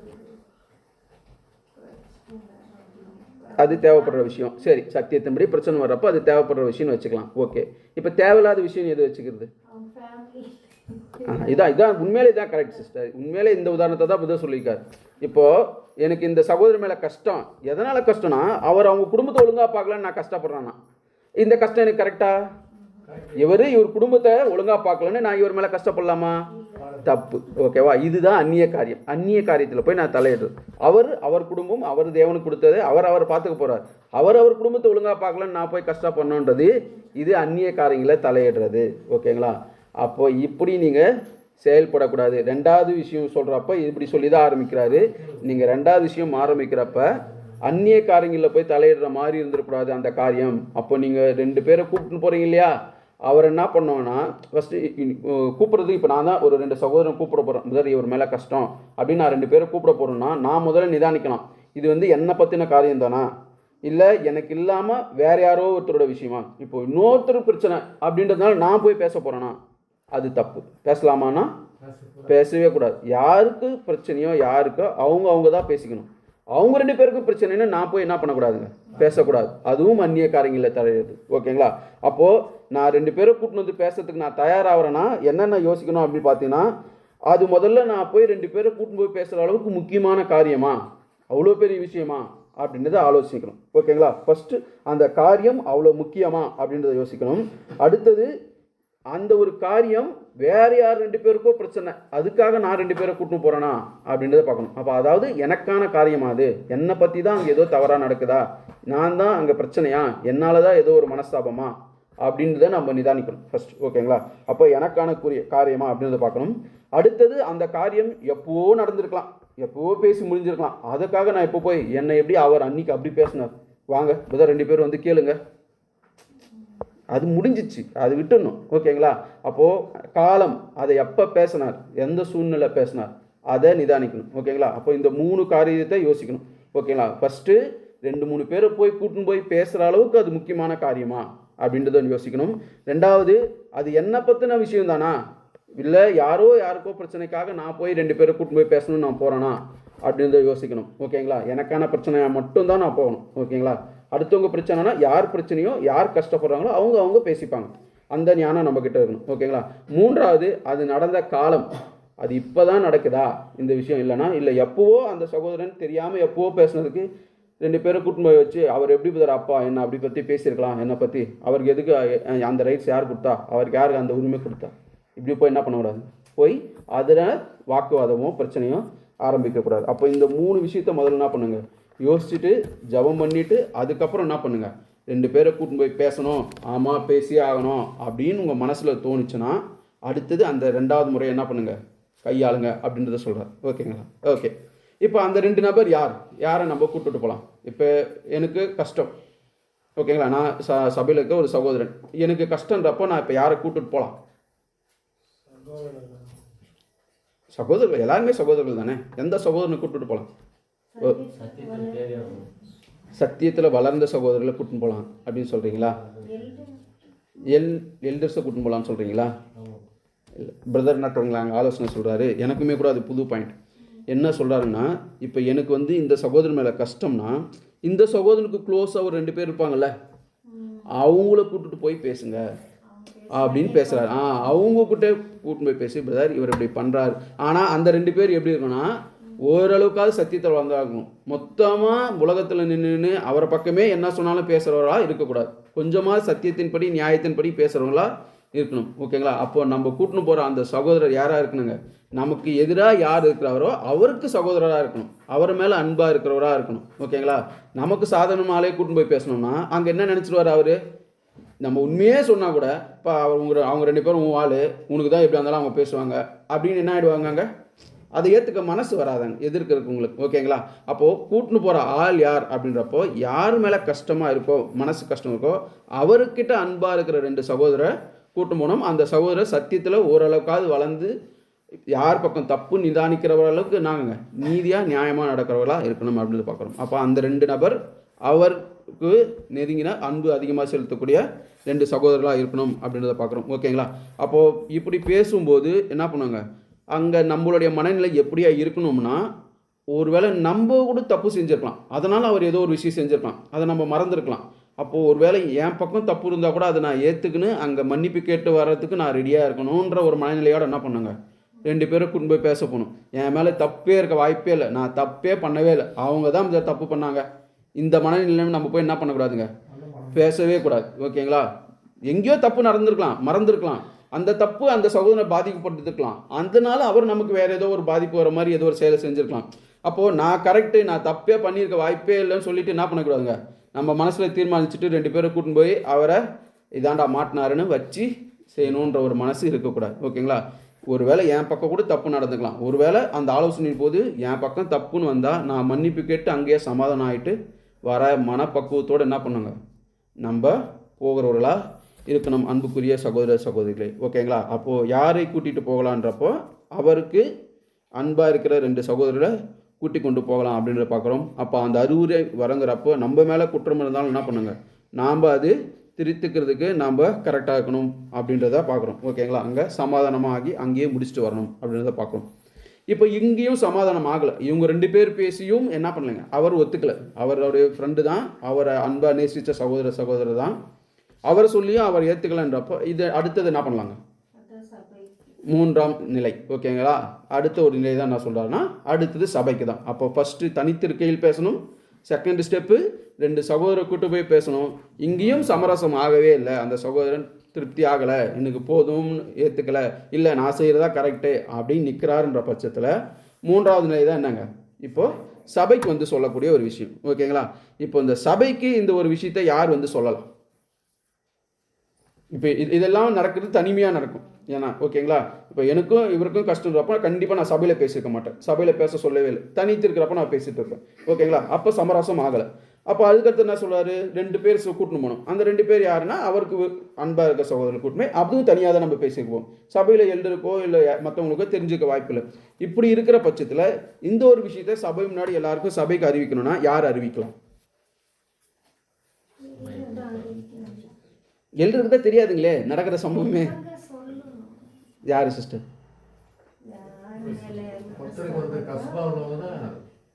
இப்போ நான் இவர் மேலே கஷ்டப்பா இருக்கிறேன்னா நான் போய் சொல்லணுங்களா? நான் யாரை சொல்கிறார் அப்படின்னு பார்த்தீங்கன்னா, சபைக்கு சொல்கிறது, சபைக்கு அறிவிப்பு எல்லாமே யார் தான் சொல்லணும், மூப்பரை தான் சொல்லணும். ஓகேங்களா? அப்போ மூப்பருக்கு ஃபஸ்ட்டு போகணும். மூப்பருக்கு யார் சொல்லணும் அப்படின்ற பட்சத்தில் யார் சொல்லணும்னு பார்த்தீங்கன்னா, இப்போ நம்ம 2 சகோதரர் கூட்டு போனோம்ல, அவங்க போய் சொல்லணும். ஓகேங்களா? பிரதர் இப்படி ஒரு சம்பவம் நடந்துச்சு, இந்த 2 பேருக்கு மனசு கஷ்டம், 2 பேரும் தனியாக பேசிக்கிட்டாங்க, அவங்களுக்குள்ள சமரசம் வரலை, நாங்கள் 2 பேரும் போய் பேசணும், அதுக்கும் பிரதர் ஒத்து வரலை, அதனால் என்ன பண்ணுங்கள், இதை சபைக்கு கொஞ்சம் தெரிவிங்க, சபைக்கு கொண்டு போகலான்னு நாங்கள் நினைக்கிறோன்னு சொல்லிட்டு இந்த கருத்தை முதல்ல யார்கிட்ட சொல்லணுங்க, மூப்பர்கிட்ட வந்து அந்த 2 சகோதரர்கள் சொல்லணும். ஓகேங்களா? இந்த கருத்தை சொல்லிட்டு இப்போ இந்த இடத்துல என்ன பிரதர் சொல்கிறார் அப்படின்னு பார்த்தீங்கன்னா, இந்த கருத்தை வந்து 2 பேர் சொல்கிறாங்களே, இவங்க வந்து எப்படி சொல்லக்கூடாதுங்களா, நான் மூப்பர்கிட்ட வந்து நாங்கள் இப்படிலாம் ஆலோசித்தோம், இப்படிலாம் கேட்டோம், இதெல்லாம் பண்ணாங்க, இவர் மேலே தான் தப்புன்னு நான் நினைக்கிறேன், இவரை தான் ஒத்துக்கவே மாட்டார் அப்படின்னு தீர்மானம் சொல்லக்கூடாது. அதாவது இவங்க 2 பேரும் கஷ்டம், நாங்கள் பேசிட்டோம், சமரசம் ஆகலை, நீங்கள் பார்த்துங்க அப்படின்னு மூப்பர்கிட்ட இதை மட்டும்தான் சொல்லணும். ஓகேங்களா? இதை மட்டும் சொல்லிட்டு தான் வரணும், வேண்டி முடிவை அவருக்கு மூப்பருக்கு இவர் சொல்லிட்டு வரக்கூடாது. ஓகேங்களா? இந்த காரியத்தை மட்டும்தான் சொல்லிட்டு வெளியே வரணும் அப்படின்னு பார்க்குறோம். அடுத்ததாக மூப்பர் வந்து என்ன பண்ணோங்கன்னா, இந்த காரியத்தை பாதிக்கப்பட்ட இருக்காருங்க இல்லையா 2 பேர், யாரோ ஒருத்தர்கிட்ட பேசி என்ன பேசணும்னா, இது வந்து உண்மையிலே சபைக்கு தேவையான விஷயம் தானா, இல்லை அவங்களுடைய சொந்த காரியமா, இந்த பிரச்சனை எதனால் நடக்குது, குடும்ப பிரச்சனை இல்லை வேறு ஏதோ ஒரு காரியத்தினால இவங்க 2 பேரும் பிரச்சனை பண்ணிக்கிறாங்களா, இல்லை உண்மையாலே சபையில் ஏதோ ஒரு பிரச்சனை அதனால தான் இவங்களுக்குள்ள மனசு கஷ்டம்ன்றதை முதல்ல என்ன பண்ணலாம், அதை விசாரிக்கணுங்களா. அப்போ அது அந்நிய காரியமாக கூட தெரியாமல் என்ன பண்ணலாங்க, இவங்க 2 பேரும் ஏதோ ஒரு மனஸ்தாபத்துக்குள்ளே இருக்கலாம், அவங்களுடைய பர்சனல் விஷயத்தினால இவர் அவரை பகைச்சிக்கிட்டு இப்படி இருக்கலாம். அப்போ மொதல் விஷயம் அந்த மூப்பர் என்ன பண்ணணும்னு சொல்கிறாருன்னா, இது அந்நிய காரியமாக இருக்கா இல்லை உண்மையாலே சபை வளர்ச்சிக்கு தேவையான காரியமா அப்படின்றத ஃபஸ்ட்டு ஆலோசனைக்கலாம். ஆலோசிச்சுட்டு ஆமாம் இதுக்கு சபைக்கு கொண்டு போகிற விஷயந்தான், அவங்க தான் இதுக்கு முடிவு எடுக்கணும்னு சொன்னது பட்சத்தில் என்ன பண்ணாங்களாம், அடுத்தது அந்த மூப்பர் வந்து என்ன சொன்னாங்கன்னா சபையில் வந்து அறிவிக்கலாங்களாம். என்னன்னா இது மாதிரி ஒரு 2 சகோதரர் மத்தியில் ஒரு பிரச்சனை இருக்குது, இந்த பிரச்சனையை நம்ம என்னைக்கு பேசலாம் இதை குறிச்சின்னு முதல்ல சபைக்கிட்ட அந்த மூப்பர் வந்து என்ன பண்ணுவாங்க, ஒப்புதல் தெரிவிக்கணும். அந்த டைம் யார் கொடுக்கணும்னு பார்த்தீங்கன்னா சபை கொடுக்கணும். ஓகேங்களா, அதுக்கான டைம் எல்டர் வெயிட் பண்ணணும். சபைக்கிட்ட இந்த ஒரு விஷயத்த சொல்லிவிட்டு என்றைக்கு நம்ம உங்களுக்கு எல்லாம் விருப்பமாக இருக்குது, என்றைக்கு நம்ம இதை பற்றி ஆலோசிக்கலான்னு சொல்லிட்டு என்ன பண்ணுங்க, சபைக்கு அறிவித்து சபை அதுக்கான டைம் சொல்கிறப்ப என்ன பண்ணுங்க அதை சொல்லணும். சரி சபைக்கு சொல்லிட்டாங்கன்னு நம்மளும் என்ன பண்ணிக்கூடாதுங்க, யாரோ பிரச்சனைன்னு கடந்து வாரம் கடந்து நாட்கள் கடந்துன்னு போயிட்டே இருக்கக்கூடாது. ஓகேங்களா, ஆனால் இங்கே முடிவு யாருன்னு சொல்கிறப்ப அந்த டைம் சபைக்கு கொடுக்கணும். அவங்க எந்த டைம் சொல்கிறாங்களோ அப்போ தான் என்ன பண்ண முடியுங்க, இந்த ஒரு விஷயத்த சபை மத்தியில் ஆலோசனை செய்யணும் அப்படின்ற ஒரு விஷயத்த சொல்கிறார். அப்போது யார் வந்து மூப்பருக்கு சொல்லணும், மூப்பர் போய் சபைக்கு சொல்லணும். சபைக்கு சொல்கிறதுக்கு முன்னாடி மூப்பர் எந்த விஷயத்தை மட்டும் கேட்டுருக்கணும்னா அது அந்நிய காரியங்கள் இல்லை, அவங்களோட பர்சனல் விஷயமா இல்லை உண்மையாலே சபைக்கான விஷயத்தினால ஒரு பிரச்சனை வருதா அப்படின்றத மட்டும் அவர் விசாரிச்சிருக்கணும். ஓகேங்களா, அடுத்த ஒரு ஸ்டெப் என்ன சொல்கிறார் அப்படின்னு பார்த்தீங்கன்னா, இந்த காலத்தில் இப்போ வந்து இந்த 2 பேர் சொல்லிட்டாங்க, இவர் சபைக்கு இந்த விஷயத்தை அறிவிச்சிட்டாருன்றப்ப அந்த ஒரு சகோதரர் இருக்காருங்க இல்லையா, அது இவராக இருக்கலாம் இல்லை அவராக இருக்கலாம், போயிட்டு இவர் போய் பேசணும். இது வந்து என்னுடைய தனிப்பட்ட விஷயம், இவங்க தேவையில்லாமல் பண்ணுறாங்க, இதெல்லாம் நடந்துச்சுன்னு இப்போ போய் என்ன பண்ணுங்க, மூப்பர்கிட்ட போய் எல்லா காரியத்தையும் இவர் போய் சொல்லணும். ஓகேங்களா, அந்த சொல்லி இப்போ மூப்பருக்கு வந்து ஆமாம் இது உங்களோட பர்சனல் விஷயந்தான், இவர் ஏன் தலையிட்டார்னு அப்படின்னு சொல்லிட்டு என்னை பற்றி மூப்பருக்கு நான் தான் தப்பு செஞ்சுட்டேன்னு சொல்லிட்டா இங்கே என்ன வரணுங்க, முடிவுக்கு வரணும். இதுக்கப்புறம் நடு சபைக்குள்ளே போகக்கூடாது, இல்லை இது அந்நிய காரியத்தில் தலையிடுற மாதிரி ஆகிடும், அது அவருடைய சொந்த விஷயம், அவங்க குடும்ப விஷயம், நம்ம தலையிடக்கூடாதுன்னு மூப்பர் சொல்லிட்டாருன்னா என்ன அவங்க அங்கே நின்றுடணும், அதோட முடியணும். இல்லை ஒரு வேளை நான் அதை ஏற்றுக்கவே இல்லை, இல்லை நான் சொல்லி கேட்கவே இல்லை, 2 பேரும் கூட்டின்னு வந்து சொல்லி அவங்க கேட்கவே இல்லை, கண்டிப்பாக இது நான் சபைக்கு சொல்லியே ஆகணும் அப்படின்னு நான் இப்போ கட்டாயமாக நிற்கிறேன்னு வச்சுக்கோங்க. ஓகேங்களா, மூப்பரை எதிர்த்துன்னு இல்லை நான் இது சபையில் சொல்லி ஆகணும், சபை தான் எனக்கு தீர்மானம் சொல்லணும், நீங்கள் சொன்னால் நான் ஏற்றுக்க மாட்டேன் இப்படின்னு நான் சொல்கிறப்ப என்ன சொல்லலாம்னு பார்த்தீங்கன்னா, இப்போ இதை வந்து மூப்பர் தான் அறிவிக்கணுமா. மூப்பர் வந்து நான் இப்படி பேசிட்டேன் அந்த சகோதரர்கிட்ட, அது வந்து எனக்கு அந்நிய காரியமாக தோன்றுது, இதை சபையார் நீங்கள் என்ன சொல்கிறீங்க, இதை பற்றி மேற்குறித்து நானே பேசலாமா, மூப்பர் சொல்லக்கூடிய விஷயம், இதை பற்றி மூப்பராகிய நானே பேசி முடிக்கவா இல்லை நீங்கள் பேசுகிறேன்னு நினைக்கிறீங்களா அப்படின்னு மூப்பர் வந்து சொல்கிறப்போ இப்போ சபையாரோட முடிவு லாஸ்ட். இல்லை பதார் ஓகே சபை முன்னாடி பேசுகிறீங்க அப்படின்னு சபை சொல்லிட்டாங்கன்னா பேசணும், இல்லை வேணாம் நீங்களே பேசி முடிச்சிடுங்க பதார் நாங்கள் எதுக்கு பதார்னு சபை சொல்லிடுச்சுன்னா இப்போ என்ன ஆகணுங்க, இங்கே புகார் கொடுத்த நான் வித்ட்ரா வாங்கிட்டு மூப்பர் என்ன சொல்கிறாரோ அதுக்கு அமைதியாக போயிடணும். ஓகேங்களா, புரிஞ்சுங்களா இது வரைக்கும் எப்படி ஒரு விஷயத்தை கையாளணுன்னு? ஓகே, அப்போது இப்படி தான் என்ன பண்ணுங்க, ஒரு பிரச்சனையை ஒருத்தர்கிட்ட இருந்து அப்புறம் 2 பேரை வச்சு பேசுறது, அடுத்தது சபைக்கு வருது, சபைக்கு தெரிவிக்கக்கூடிய ஒரு விஷயம் வரைக்கும் கையாளணும் அப்படின்றது. ஓகேங்களா, இப்போது இது சபை இப்போ இங்கே போயிட்டு முடிவே இது வந்து சபை என்ன சொல்லிட்டாங்க, நாங்களே கையாளுறோம், ஓகே பிரதர் நீங்கள் சொல்லி தான் அவருக்கு ஏற்புடையதா, இல்லை சரி வாங்க நாங்கள் விசாரிக்கிறோம், நம்ம எல்லோரும் ஒன்றா பேசலாம், அவர் என்னதான் கஷ்டத்தில் இருக்காருன்னு சபை இப்படி ஒப்புக்கொண்டாங்க அப்படின்னு வரப்போ இப்போ சபையார் இதை எப்படி கையாளலாம், சபையார் இதை எப்படி விசாரிக்கணும் அப்படின்றது தான் அடுத்த டைட்டில், சபையார் எப்படி விசாரித்திட வேண்டும். ஓகேங்களா, இப்போ ஏதோ ஒரு வழக்கு உங்களுக்கு வந்துருச்சு, 2 சகோதரர் மனசு கஷ்டத்தில் இருக்காங்க, அது உங்களுக்கு தெரிய வருது, நீங்கள் என்ன முடிவு பண்ணலான்னு நீங்கள் யோசிக்கிறீங்க, எப்படி விசாரிக்கலாம்னு யோசிக்கிறீங்க, நம்ம என்ன பண்ணலாம், இப்போ அவங்க 2 பேருக்கு என்ன பண்ணலாம், ஏதாவது ஒரு ஐடியா?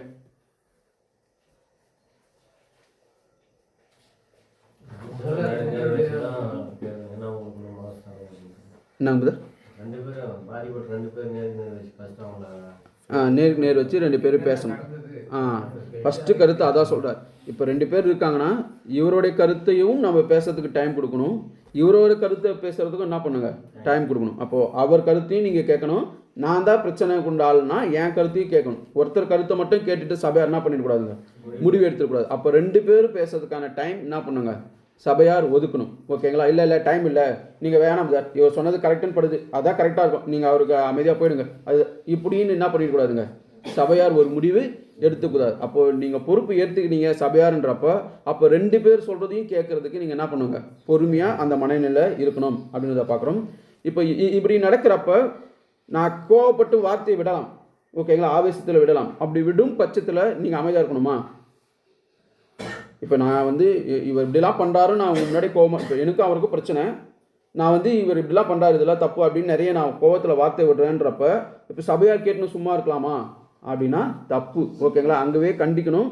விடாது, இப்படி தவறான வார்த்தையை பேசுறதுக்கு எங்ககிட்ட நீங்கள் கொண்டு வரல, இப்படி அணுகக்கூடாது. அவர் சகோதரன், நீங்கள் எப்படி எனக்கு சகோதரனோ அதே போல் அவரும் எனக்கு சகோதரன். அவரை குறித்து இப்படி தவறான வார்த்தைகளாக பேசக்கூடாது. ஏதோ மனசு கஷ்டம் இருக்குது, அந்த கஷ்டத்தை மட்டும் பொறுமையாக தாழ்மையாக சொல்லுங்கள். தேவையில்லாத வார்த்தைகளை பயன்படுத்தி பேசக்கூடாது. என்ன பண்ணுங்கள், அப்போ அங்கே யாரையும் கோபமாக ஆவேசமாக பேசுறதுக்கு என்ன பண்ணக்கூடாதுங்க, சபையார் அனுமதிக்கக்கூடாது. எந்த காரியமோ அந்த காரியத்தை நிதானமாக பேசக்கூடியவராக இருக்கணும் அப்படின்றத பார்க்குறோம், ஓகேங்களா. அப்போ சபையார் யாரையும் என்ன பண்ணுங்க, ஒருத்தர் விஷயத்தை மட்டும் கேட்டுட்டு ஒருத்தர் விஷயம் கேட்காம போயிடக்கூடாது. அடுத்தது, ஒரு வேளை நான் செஞ்சது தப்பு அப்படின்றத பட்சத்தில் இப்போ 2 பேரும் விசாரிச்சாச்சு, எல்லாமே வந்தாச்சு, முடிவுக்கு வந்தாச்சு, இப்போ நான் செஞ்சதா தப்பு அப்படின்னு வந்துச்சுன்னு வச்சுங்களேன் சபையாருக்கு. இப்போ சபையார் என் மேலே என்ன நடந்துக்கணும், எப்படி நடந்துக்கணும் அப்படின்ற ஒரு விஷயத்த சொல்கிறப்ப என்ன சொல்கிறாருன்னா, என்னை நித்திய ஆக்கணைக்குள்ளே போய் தள்ளுறபடி நான் திருப்பி யார்கிட்டையும் முகம் கொடுத்து பேச முடியாத அளவுக்கு எனக்கு பெரிய ஒரு தண்டனை கொடுக்கணுமானா அப்படி கொடுக்கவே கூடாது, ஓகேங்களா.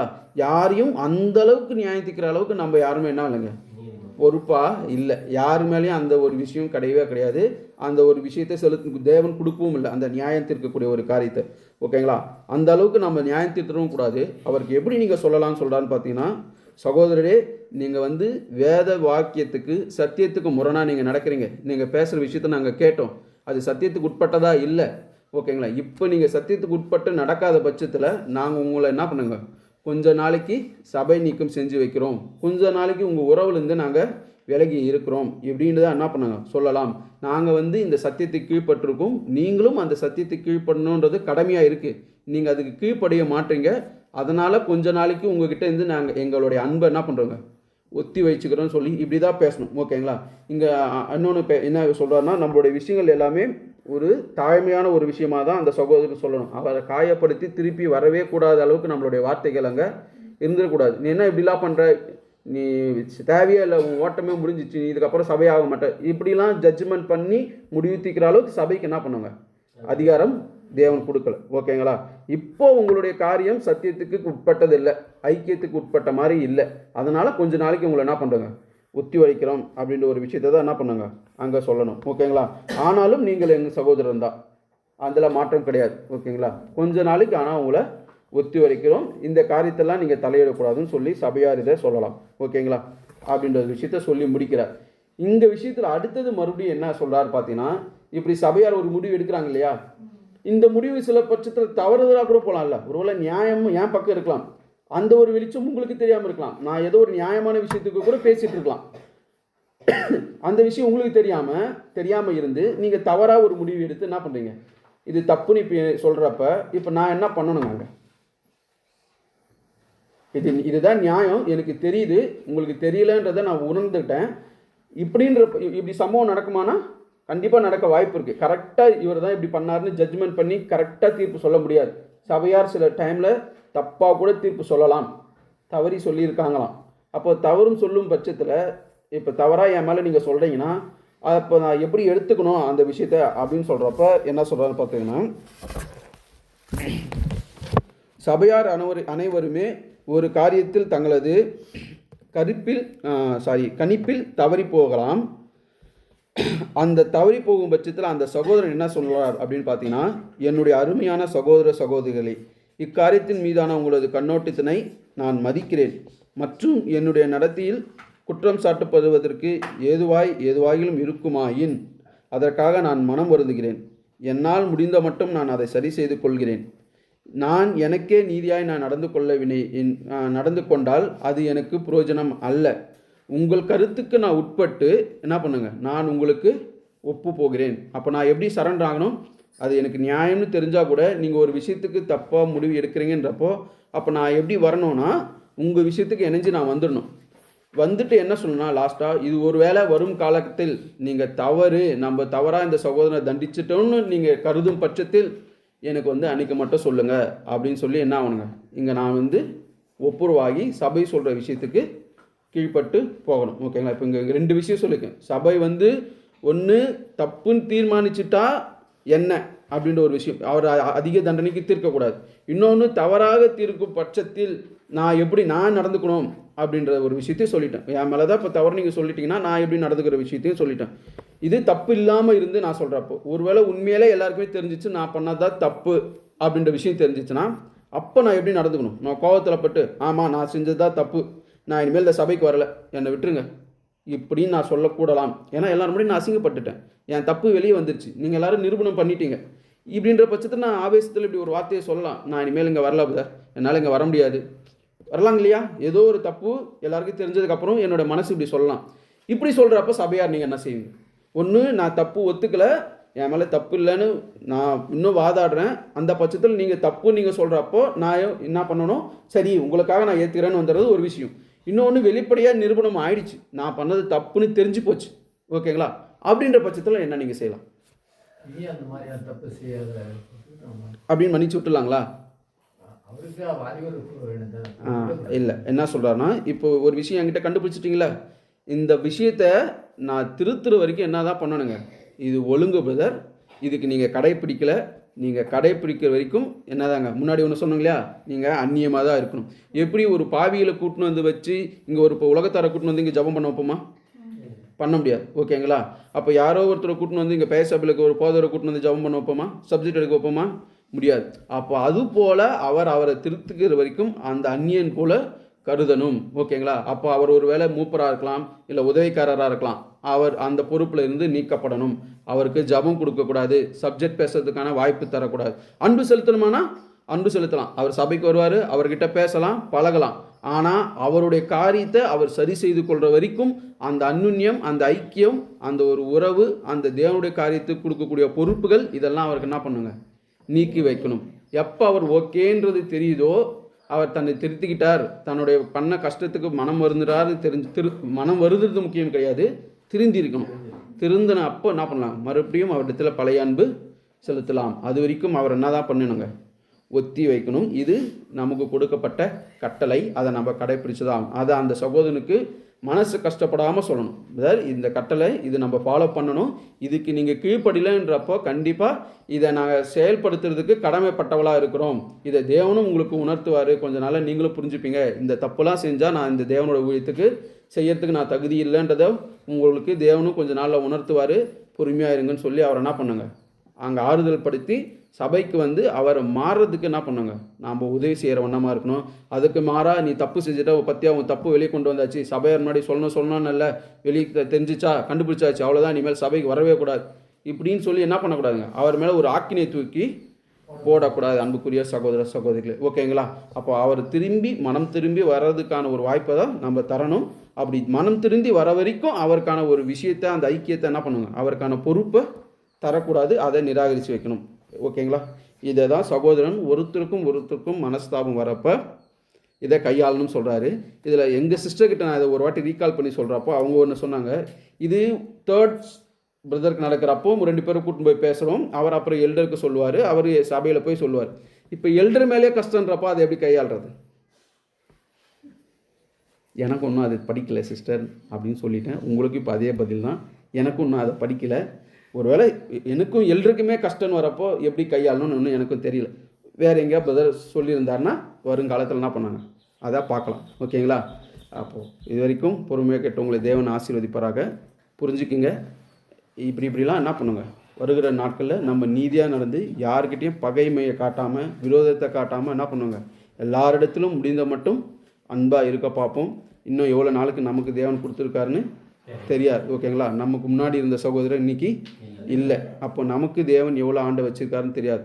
அவர் வெளிப்படையான ராஜ்யம் வர்றதுக்கு இன்னும் எவ்வளோ நாள் வேணாலும் இருக்கட்டும், எனக்கு எவ்வளோ நாள் கொடுத்துருக்கார் தெரியாது. அப்போ இருக்கிற வரைக்கும் இன்னைக்கு தேவனுக்கு உண்மையாக முடிஞ்ச அளவுக்கு வாழுவோம், ஓகேங்களா? அவர் அழைத்த அழைப்பில் உத்தமமாக அவர் நாமம் மகிமைப்படும்படி என்ன பண்ணுவாங்க? சாட்சியாகவும் அவர் பிரியப்படக்கூடிய குணலட்சங்களை இன்னும் வளர்த்துப்போம். அவர் சத்தியத்தில் இன்னும் என்னென்ன காரியங்கள் சொல்லியிருக்கார், எதெல்லாம் நீதியை சொல்லியிருக்கார், எப்படிலாம் அன்பு செலுத்தணும்னு சொல்லியிருக்கார், அதெல்லாம் தெரிஞ்சுப்போம். அதை நம்ம கடைப்பிடிக்கிறதுக்கு என்ன பண்ணுவாங்க? பிரயாசப்பட்டவர்களாக இருப்போம். அன்புக்குரிய சகோதர சகோதரர்களே, இதுவரை பொறுமையாக கேட்டவங்களாலே தேவன் தாமே ஆசீர்வதிப்பாராக.